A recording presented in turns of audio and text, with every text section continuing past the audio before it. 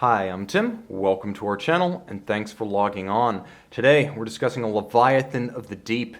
If you like this watch and this video, you need to subscribe to our YouTube channel right here at Watchbox Reviews. I'd appreciate it personally, and I could send watches like this to your inbox every day. If you want to buy this watch, it can be yours on thewatchbox.com, where you can buy, trade, and sell luxury watches 24 hours a day and globally. We're everywhere. All right, today we're discussing the IWC Aquatimer Deep Two 3547-02 in stainless steel, a 2009 novelty. It represented the second in IWC's series of mechanical depth gauge dive watches after 1999's Deep One. The timepiece on my wrist is large, 46 millimeters in steel, but it's a functional kind of large. Born of the need to see, this is a backup survival instrument, so IWC took functionality and legibility seriously. They also took anatomy seriously. Even though my wrist is 16 centimeters in circumference, and this is a 46 millimeter diameter watch, and that's before you add the crazy hardware. Nevertheless, I can wear it comfortably. You can see the lug-to-lug profile is broad, but the secret is in the shape and the taper of the lugs.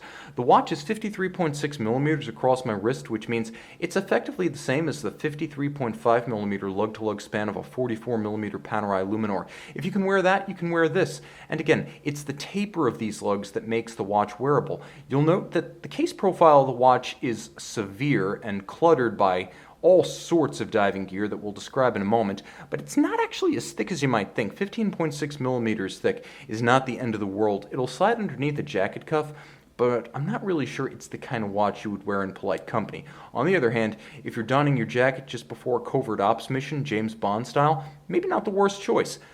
The timepiece features a handsome and burly natural vulcanized rubber strap. As you can see, it's fully integrated into the case band with a curvature that hugs the case, and it's flush between the two flanks of the lugs themselves. What you can't see is that on the underside, there's a pull-tab quick release system. So if you want to clean the case or you want to swap straps, you can do so using the quick release system that IWC licensed from its stablemate in the Richemont group, Cartier.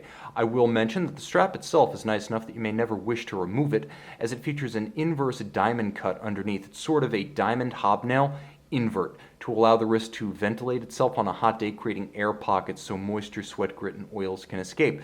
Now, the strap is incredibly massive.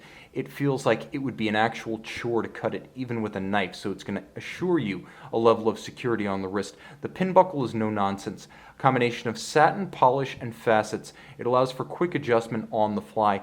Not much to say here other than it's appropriate equipment for a diving timepiece and a sports timepiece that may be worn as your wrist expands or contracts. The lug shape is handsome, defined by sharp geometries and crease lines, as well as a contrast between a vertical satin striation, a polished bevel, and a satin finish that runs horizontally across the case on the tops of the lugs. You'll also note that the case band, I don't want to call it cluttered, but certainly it features a broad array of equipment. Now, there's this guard that protects a device that is actually a calibration knob. So you can, if you look at the indicator for the depth, you can take the baseline indication of the depth gauge, and for instance, if it's reading -1 or -2 feet when you're still on the surface, you can calibrate it so that it reads exactly 0. Now, there's another control on the case flank. Here at 8 o'clock, watch this little red tab. I reset it. That is the memory reset, because the watch measures down to 50 meters diving depth. Between 50 and 60, it'll peter out. So it's supposed to read only down to 50. You're not supposed to go past 50 because IWC says that is the maximum safe depth for recreational diving. Nevertheless, the watch is water resistant thanks to its screw-down crown to 120 meters. You just lose the diving functionality. So you have the mechanical depth gauge, the ability to calibrate it, the memory of your deepest diving point, the reset function for that, as well as all applied indices, tons of luminova, and a unidirectional rotating bezel with a sapphire cap. So it's a loomed bezel. The sapphire lets the entire bezel be loomed and protects it from scratches and scuffs, so it gives you more functionality than something like a standard loomed index on a Rolex, Omega, or Breitling diver. Line it up with the minute hand, now you've got a great impromptu 0 to 60 minute timer. Whether you want to use this for diving or just measuring the interval remaining in something like a bar exam, this is a great example of a watch that can be used for at-a-glance timing. I see no need to ever buy a chronograph if you've got a dive watch, and this is a great one. You do have the date because IWC intended for you to use this watch every single day. No confusion there about what time it is, and they give you a high contrast, no nonsense, black on white disc. I should mention that there's a little bit more going on here. As you will note, there are small gratings on the flank of the calibration adjustment knob. Those actually admit water to the interior of the watch to power the indicator, applying pressure to the depth gauge, both memory and the instantaneous indicator. Finally, underneath the case back, IWC caliber 30110. It's basically a thin and fine ETA 2892A2.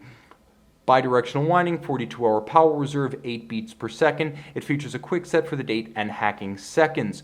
Tank tough, it's a proper engine for a high-performance machine like this Deep Two. And once again, although the look is very aggressive, it's a purposeful kind of huge, not a fatuous kind of huge. No matter what, I call it a fabulous kind of huge. You can see and you can purchase this mechanical depth gauge diver on our website. While it's red, white, and blue in the light, it is blue and green by night. Note that the entirety of the bezel and the entirety of the depth gauge scale are fully luminescent in the dark. This is one of the most useful timing bezels you're going to find. First, the action is wonderful. You can hear it.